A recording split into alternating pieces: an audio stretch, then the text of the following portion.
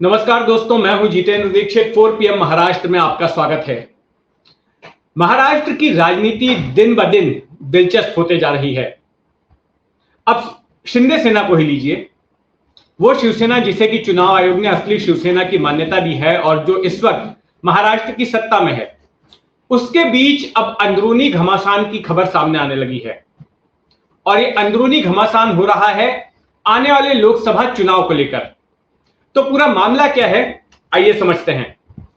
देखिए, मुंबई में कुल 6 लोकसभा की सीटें हैं और उनमें से एक लोकसभा की सीट है north west Mumbai Lok Sabha seat.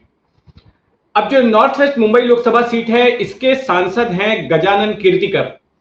जब पिछला चुनाव हुआ था 2019 का, तब शिवसेना और बीजेपी ने गठबंधन करके चुनाव लड़ा था। तब शिवसेना अविभाजित थी और ऐसे में ये जो सीट है वो शिवसेना के हिस्से आई थी और गजानन कीर्तिकर को टिकट मिला था, वो यहां से सांसद चुने गए थे। अब पिछले साल हो गई शिवसेना में बगावत, तो बगावत के बाद गजानन कीर्तिकर ये आ गए एकनाथ शिंदे के गुट में।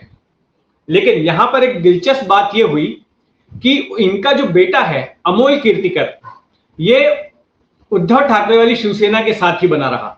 यानी कि पिता एकनाथ शिंदे के साथ है और बेटा उद्धव ठाकरे के साथ है। दोनों अलग अलग पार्टियों में हैं, एक ही साथ रहते हैं, बाप बेटे का रिश्ता है, लेकिन पॉलिटिकल आइडियोलॉजी दोनों की अलग है, राजनीतिक पार्टियां दोनों की अलग अलग हैं। अब विवाद यहां से शुरू होता है कि गजानन कीर्तिकर कहते हैं कि मेरी उम्र हो चुकी है और मैं काफी थक चुका हूं, तो इसलिए मैं अब लोकसभा का चुनाव जो आने वाला है 2024 का, मैं वो नहीं लड़ूंगा। ठीक है, तो वो लोकसभा का चुनाव नहीं लड़ेंगे तो उनकी जगह पर किसी और को पार्टी टिकट देगी अगर उन्होंने इच्छा जताई तो। उनके बेटे को तो दे नहीं सकती है क्योंकि बेटा दूसरी पार्टी में है। तो जो उन्हीं की पार्टी के एक नेता हैं रामदास कदम, जो एकनाथ शिंदे के साथ आए बगावत के बाद में और एक दिग्गज नेता माने जाते हैं पार्टी के, तो इन रामदास कदम ने कहा ठीक है, अगर गजानन कीर्तिकर साहब चुनाव नहीं लड़ रहे हैं तो मेरा बेटा वहां से चुनाव लड़ेगा, सिद्धेश कदम। उन्होंने ये ऐलान कर दिया कि ठीक है, गजानन कीर्तिकर की जगह पे अब मेरा बेटा वहां से चुनाव लड़ने वाला है। अब जब गजानन कीर्तिकर ने बात सुनी तो पता नहीं उनको क्या सूझी, उन्होंने बोला नहीं नहीं, मैं तो चुनाव लड़ूंगा। पहले कहा था कि मैं थक गया हूं, बूढ़ा हो गया हूं, चुनाव नहीं लड़ूंगा, फिर बोला कि मैं चुनाव लड़ूंगा, मैं अभी फिजिकली और मेंटली फिट हूं, तो इसके लिए मैं चुनाव लड़ने वाला हूं। अब इसके बाद रामदास कदम भड़क गए और उन्होंने जो है गजानन कीर्तिकर पर सीधे तौर पर निशाना साधा और पार्टी में उनकी वफादारी के प्रति सवाल उठाया और एक तरह से यह कहा कि गजानन कीर्तिकर भले ही एकनाथ शिंदे वाली शिवसेना में हैं, लेकिन वो अपने बेटे अमोल कीर्तिकर को, जो कि उद्धव ठाकरे वाली शिवसेना में है, उसको जिताने की कोशिश करेंगे। क्योंकि चर्चा यह भी हो रही है कि आने वाले चुनाव में उद्धव ठाकरे की शिवसेना गजानन कीर्तिकर के बेटे को उतारने वाली है। और अगर ऐसा होता है और मान लीजिए गजानन कीर्तिकर भी चुनाव लड़ते हैं और अमोल कीर्तिकर भी चुनाव लड़ते हैं, तो ये सीधा मुकाबला बाप बेटे के बीच में होगा। एक ही सीट पर बाप बेटे आमने सामने होंगे। लेकिन वाकई में ऐसा होता है क्या, ये देखने लायक होगा। तो रामदास कदम ने यह आरोप लगा दिया और गजानन कीर्तिकर की पार्टी के प्रति वफादारी पर सवाल खड़ा कर दिया। रामदास कदम ने यह कहा कि ये दोनों भले ही पिता पुत्र अलग अलग पार्टी में हों, जो भी हों, लेकिन एक ही ऑफिस से ऑपरेट करते हैं, एक ही जगह से काम करते हैं। कुछ इस तरह के संकेत उन्होंने दिए कि दोनों में आपस में मिली भगत है। तो इसको लेकर अब बवाल हो गया है।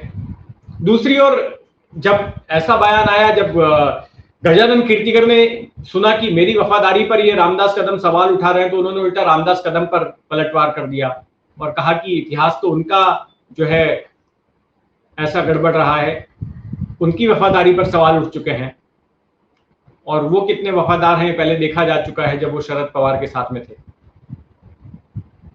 तो शब्दों के बाण अब दोनों लोग एक दूसरे के ऊपर चला रहे हैं और एकनाथ शिंदे के सामने अब समस्या खड़ी हो गई है कि पार्टी के बीच जो अंदरूनी मारकाट शुरू हुई है उसको कैसे रोका जाए।